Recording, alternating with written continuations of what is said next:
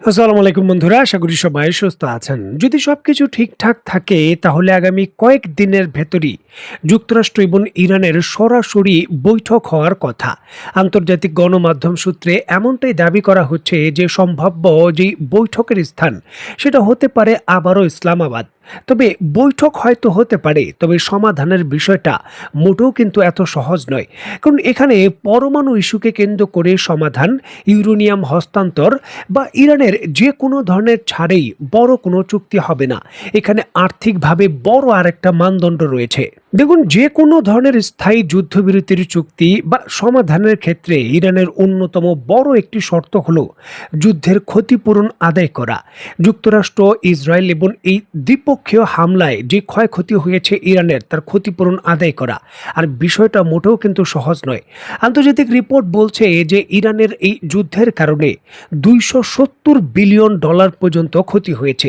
সেটা অবকাঠামোগত, বিভিন্ন ধরনের অর্থনৈতিক প্রেক্ষাপট এবং নানান ক্ষেত্রে। এবং এই সমীকরণটা আরও বাড়তে পারে। 270 থেকে সর্বোচ্চ $300 বিলিয়ন পর্যন্ত ইরানের ক্ষতি হতে পারে। ইরান শর্ত দিয়েছে যে অবশ্যই যে কোনো ধরনের স্থায়ী সমাধানের চুক্তি হতে হলে এই ক্ষতিপূরণটা দিতে হবে, যেটা 270 থেকে $300 বিলিয়ন।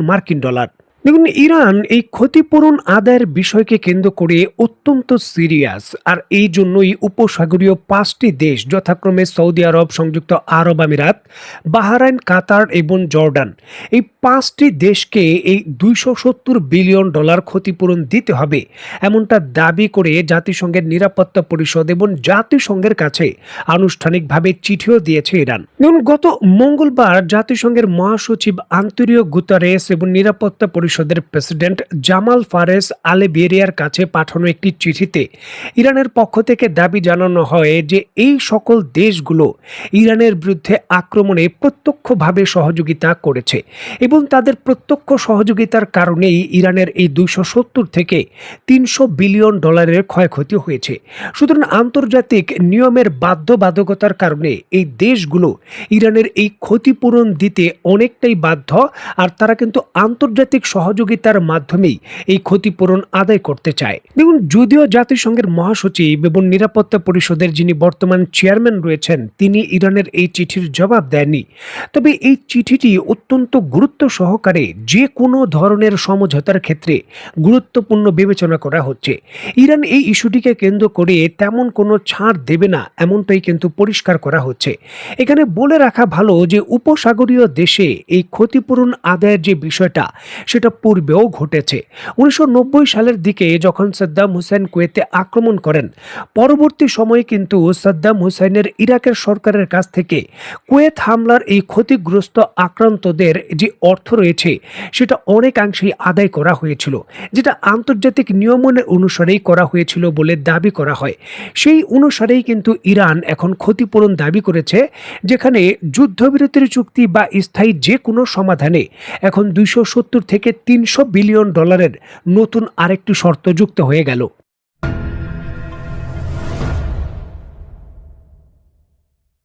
দেখুন, ঐতিহাসিকভাবেই একটি গুরুত্বপূর্ণ থিওরি আছে, প্রতিবেশীর ঘরে আগুন লাগাতে কখনোই সহযোগিতা করতে নেই, বা প্রতিবেশীর ঘরে আগুন লাগলে সেখানে খুশি হওয়ারও কোনো কিছু নেই।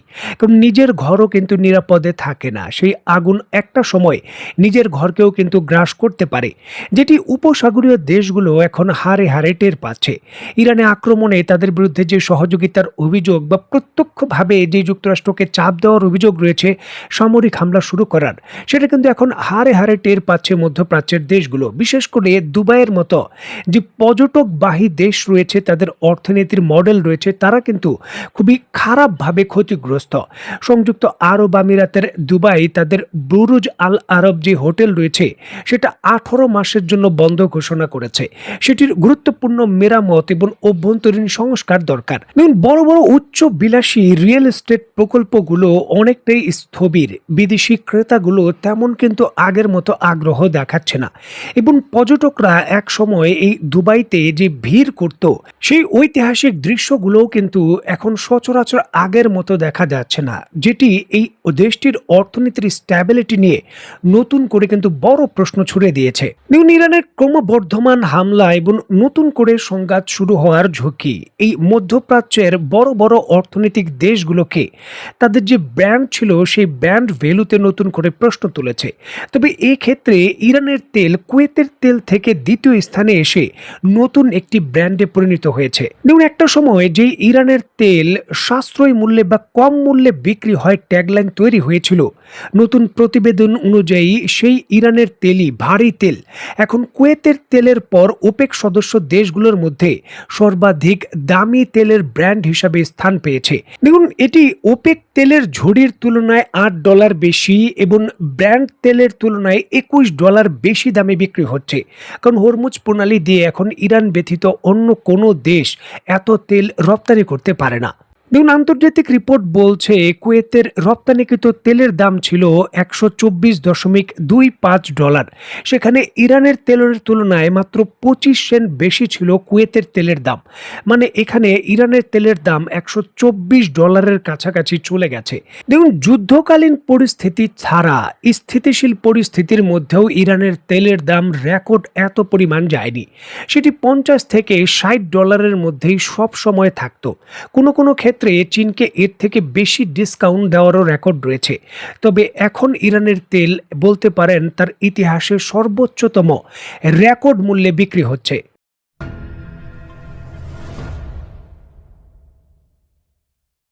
দেখুন, পাকিস্তানের মাধ্যমে ইরানকে নতুন যুদ্ধবিরতি বা যুদ্ধবিরতির স্থায়ী সমাধানের জন্য প্রস্তাব দেওয়া হয়েছে, যেখানে ইরানের পক্ষ থেকে নিশ্চিত করা হয়েছে যে কোনো ধরনের যুদ্ধবিরতির আলোচনা বা চুক্তিতে অবশ্যই লেবাননকে যুক্ত করতে হবে। যেই চুক্তি হোক না কেন বা যেই সমাধানই হোক না কেন, সেখানে লেবানন অন্তর্ভুক্ত থাকবে। এছাড়াও এই হরমুজ প্রণালীকে কেন্দ্র করে আরও কঠোর সিদ্ধান্ত নিয়েছে ইরান। এখন থেকে সকল জাহাজগুলোকেই এই হরমুজ প্রণালী পার হতে তার যে টোল রয়েছে সেটা দিতে হবে। ওমান উপসাগরের পূর্বে কিছু কিছু জাহাজ প্রবেশ করে সেই পথ পাড়ি দিতে পারত, তবে এখন সেটাকেও রুদ্ধ করে দিয়েছে ইরান। ইরানের পক্ষ থেকে পরিষ্কার স্টেটমেন্ট, যতদিন পর্যন্ত স্থায়ী সমাধান না হয় এই ইস্যুটিকে কেন্দ্র করে তাদের পূর্ণাঙ্গ যে কন্ট্রোল রয়েছে হরমুজ প্রণালীতে সেটা তারা কোনোভাবেই হাতছাড়া করবে না। এমতো অবস্থায় যুদ্ধবিরতির যে ডেডলাইন রয়েছে সেটাও কিন্তু চিন্তার বিষয়। আগামী 6 দিনের ভেতরই যদি সমাধান না হয় তাহলে পুনরায় যুক্তরাষ্ট্রকে নতুন করে সামরিক সংঘাতের যে সূত্রপাত সেটা শুরু করতে হতে পারে। আর এমতো অবস্থায় যুদ্ধকালীন অস্ত্রের যোগানে তারা বড় সংকটে ভুগছে। মার্কিন সামরিক বাহিনীর অস্ত্র উৎপাদন দ্রুত কমে আসছে বা মজুদ অনেকটাই কমে গেছে, আর এর জন্য অস্ত্র উৎপাদন বাড়াতে যুক্তরাষ্ট্রের যে গাড়ি নির্মাতা রয়েছেন তাদের দ্বারস্থ হয়েছে পেন্টাগন। যে সকল বড় বড় যুক্তরাষ্ট্রের গাড়ি উৎপাদন কোম্পানি রয়েছে, ফোর্ড সহ আরও কয়েকটি কোম্পানি, তাদের কাছে অস্ত্র তৈরির বিভিন্ন যন্ত্রাংশ উৎপাদনের জন্য তারা দ্বারস্থ হয়েছে, যাতে দ্রুত গতিতে উৎপাদন বৃদ্ধি করা যায়। এখন সার্বিক এই যে পরিস্থিতি, যুক্তরাষ্ট্রের বিভিন্ন পদক্ষেপ, এই পদক্ষেপগুলো কিন্তু এই বার্তা দেয় না যে আসন্ন খুব সহজেই ইরানের সঙ্গে কোনো সমাধানে তারা পৌঁছতে পারবে। যদি পৌঁছতে পারতো তাহলে জরুরি ভিত্তিতে ম্যানুফ্যাকচারিং যে প্লান্ট রয়েছে সেখানে তারা এত তড়িঘড়ি করে তাদের যে গাড়ি নির্মাতা প্রতিষ্ঠান রয়েছেন তাদের যুক্ত করতেন না। তাহলে কি বড় ধরনের হামলার প্রস্তুতির প্রেক্ষাপটেই এই যুক্তরাষ্ট্র জরুরি ভিত্তিতে অস্ত্রের মজুত করছে? এই বিষয়গুলো আর কয়েক দিনের ভেতরই আরও সুস্পষ্ট হয়ে যাবে। দেখার বিষয় যে যুক্তরাষ্ট্র এইবার তার কাঙ্ক্ষিত লক্ষ্য অর্জনের জন্য চূড়ান্তভাবে কি পদক্ষেপ নেয়। তো বন্ধুরা, আজকের মতো বিদায়। নতুন কোনো ভিডিও নিয়ে আবার দেখা হবে। সে পর্যন্ত সবাই ভালো থাকবেন, সুস্থ থাকবেন এবং বাংলাদেশকে ভালোবাসবেন। আল্লাহ হাফেজ।